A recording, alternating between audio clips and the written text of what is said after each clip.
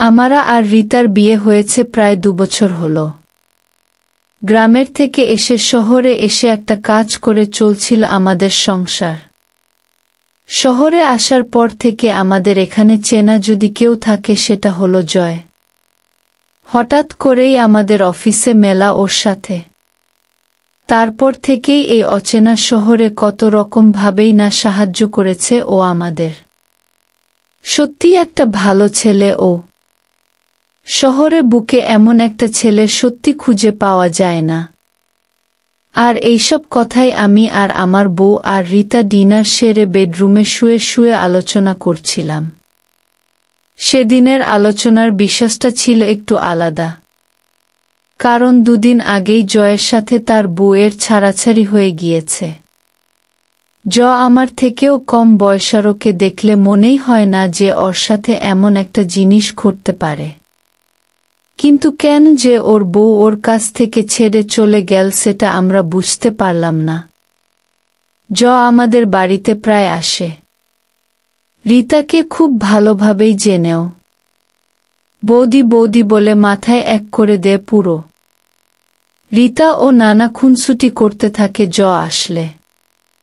আসলে রিতা এখানে বেশি কাউকে একটা চেনে না, তাই জয়কে পেয়ে নানা রকমের একাঙ্গিতের কথা বের হয়।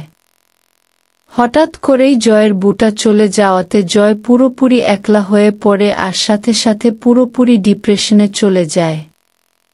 এই ডিপ্রেশন থেকে মুক্তি পাওয়ার পথ আমরা খুঁজছি 2 দিন ধরেই। বেশ কিছুদিন ধরেই আমার কেমন জানি একটা হতে লাগছিল। রিতাকে কেমন দেখতে সেটা না বললে হয়তো গল্পের শুরুটা ঠিকভাবে জমবে না। আমি যে চত্বরে থাকি সেই চত্বরের দিকে রিতার মতো সুন্দরী মেয়ে হয়তো খুঁজলে পাওয়া যাবে না।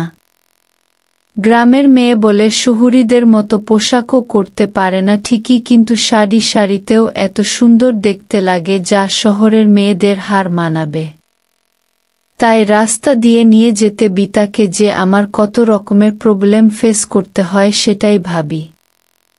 একদিন তো শপিং মলের ভিতর এক বুড়ো রিতারকে দেখে তার পিছু দিয়েছিল।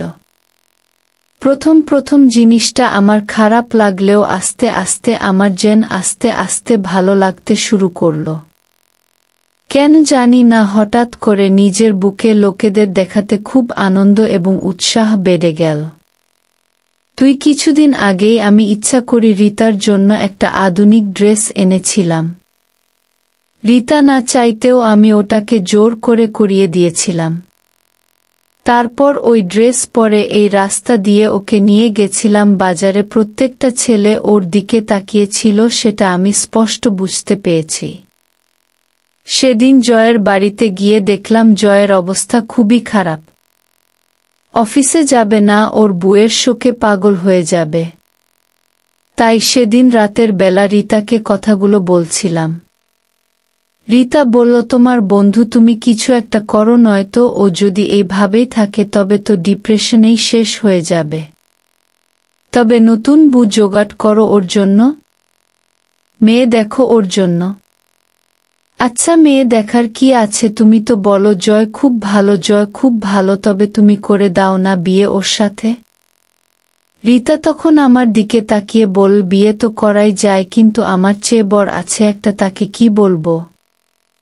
আমি রিতার বললাম, কি আর বলবে, তোমার যদি এত ইচ্ছা আমার বন্ধুর সাথে বিয়ে করার, আমার বন্ধুর সাথে একসাথে খেলার, তবে করো না, আমি তোমাকে বারণ দিতে পারি।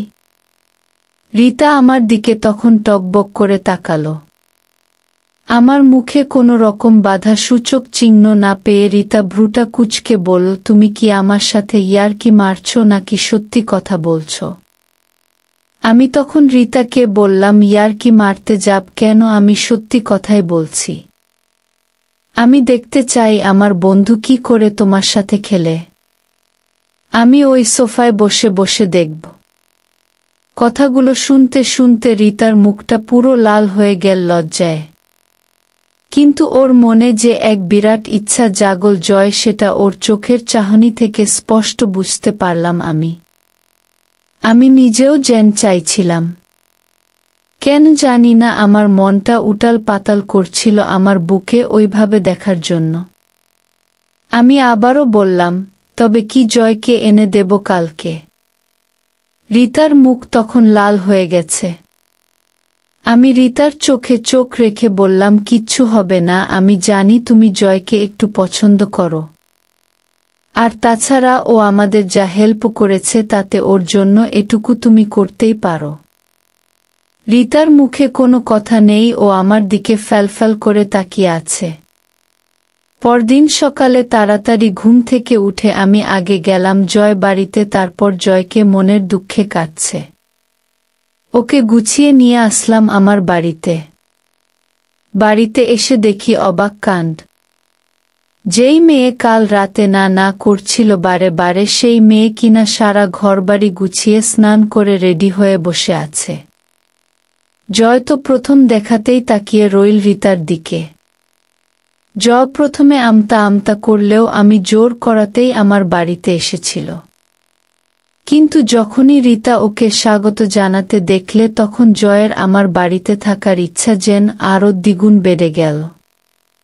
আমি জয়কে ঘরে ঢুকিয়ে দিয়ে রিতাকে ঘরের এক কোণের এনে বললাম, বাহ, নতুন নাগরের জন্য ভালোই তো সেজে গুজে বসে আছো।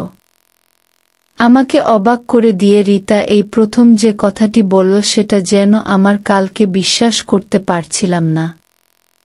রিতা বলল, তুমি তো কাল রাতে বলেছ তোমার কথা ফেলি কি করে, আর এখন আমার অন্য কথা বলছো কেন? আমি বুঝতে পারলাম রিতা মানসিকভাবে প্রস্তুত হয়ে গিয়েছে।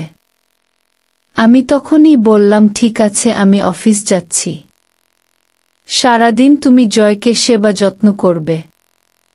রাতে আমি বাড়ি ফিরব যখন তখন যা হওয়ার হয়। রান্নাঘরে কিছু একটা রান্না হচ্ছিল, হঠাৎ সেটা আওয়াজ করতেই এক দৌড়ে রিতা চলে গেল। আমিও জয়কে বাই জানিয়ে অফিসে বেরিয়ে গেলাম। অফিসে গেলাম ঠিকই, কিন্তু সেখানে মন ঠিক বসল না। আর কি করেই বা বসে, তাড়াতাড়ি অফিস থেকে ছুটি নিয়ে বিকেলের মধ্যেই বাড়ি চলে গেলাম। গিয়ে দেখি জয় তখন খাটের উপর ঘুমাচ্ছে, আর এটাও ওই খাটের এক পাশে বসে বসে টিভি দেখছে। আমি যেতেই আমাকে সারাদিনের ঘটনা বলল। সারাদিন কিভাবে জয়ের সামনে ঘুরে বেরিয়েছে। জয় হা করে তাকিয়ে তাকিয়ে তার লাঠি ফুলিয়ে ফেলেছিল বারবার।